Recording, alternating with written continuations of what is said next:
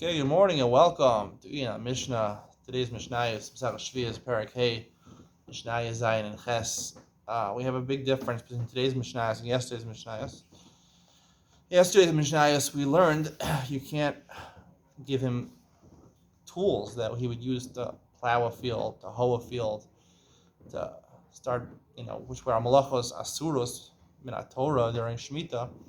You can't lend him those instruments. You can't sell him those instruments during Shemitah. If he's a chasher Shemitah, let's say he's a chiloni guy, he's a secular guy. He doesn't keep Shemitah. You can't sell it to him during Shemitah because of lifnei iver losin michshol. The Rambam says lifnei iver, a blind person, he's blind. His Yetzer Hara makes him blind. That's what the Rambam says. Lifnei iver losin michshol.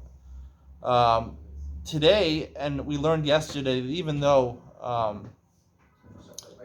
it's a good chance that there's a very good chance that he might not actually use the plow his field, you still have to be choshesh even for a mir ha-shchiach. You still have to be worried about it, lifnei iver. And Mishnah Zayin and Ches, we find out that you could, for example, in Mishnah Ches, you could lend him out something, you could sell him things to measure out his crops, or even to sell him fruits, b'shas hazara, where the season of planting, he's probably going to take out the season, take out the apple season, plant them. You're allowed to do that.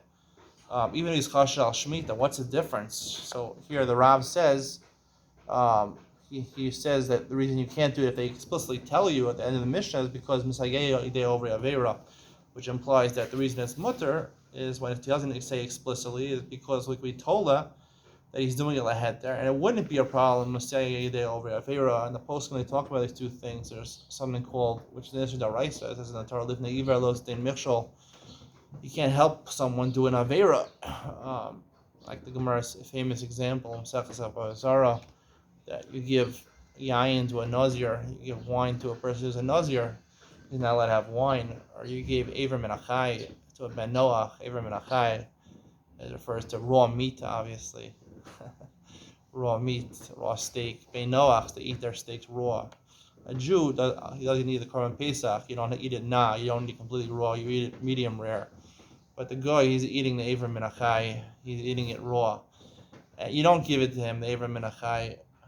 I'm just joking. Aver Menachai really technically means an aver that was detached from a live animal. It wasn't shechted before it was shechted. Anyway, you're not supposed to give these things to them because lifnei iver. The Gemara says over there, lifnei iver. Lifnei iver. The Gemara says it only applies betray every nahara. It's only talking about clear from the case of Gemara and Avodah Zarah. Only if he wouldn't be able to do it without you. You were extending your hand over the river to give it to him. He would not be able to give it. He does not have other wine than Nazir. He does not have an Aver Menachai the Ben Noach. So the same reasoning would apply in these Mishnayos over here. A little different way of understanding it. The reason being over here is that Lifnei Iver here obviously is talking about chasher al Shemitah, and you're giving him the kale and the tools to plow his field. He doesn't have those tools obviously in order to be over Lifnei Iver, but also it has to be directly things that'll be part of Lifnei, the direct hana, who will be directly benefit from those and over the avera in one step. That's what these Mishnayos are telling you. If it's a one-step process, you give him a plowhead to plow the field, so he can take that right away and plow his field. If you give him certain things like a cow, right, so that's 2 steps away. In Mishnah Ches over here, you give him a cow to plow. The cow, you have to put the plowhead on the cow, and you have to load it up. The same thing when you give him fruits during Shas Hazero in the planting season, he has to take the seeds out and plant them. So it's 2 steps away. Once it's 2 steps away, it's not lifnei iver, it becomes misageyo idei over avera, which is only derabanan. So misageyo over avera is only derabanan. So therefore, any sveika, even if it's rov, it's pointing in a way that's going to be he's going to do an isser. He's chasher al Shemitah. We still go laheter because it would be considered part of suffix derabanan lakula. Lifnei iver is daraisa. So therefore, even though rov studim, most likely it'll be he's not going to do an isser or machmir, because it's directly going to come to an isser. Based on this, we could say that the isser of lifnei iver, there's a discussion among lifnei iver whether lifnei iver is considered to be that when you enable someone to do an avera, you enable the nazir to do an avera, to drink wine, It's actually the avera that you get lifnei iver is actually the same avera as a nazir drinking wine. I mean, you get the avera lifnei iver is not just a general prohibition because it's one step away. You are actually misayeh. You are taking part. It's like yada richta. You are taking part. You are not a nazir. You are giving wine to a nazir, but it's like you get the violation of a nazir who drinks wine, which would have ramifications for other halachos. For example, whether you call over Shabbos for Hesia, things which would make you someone like a mummer or something like that.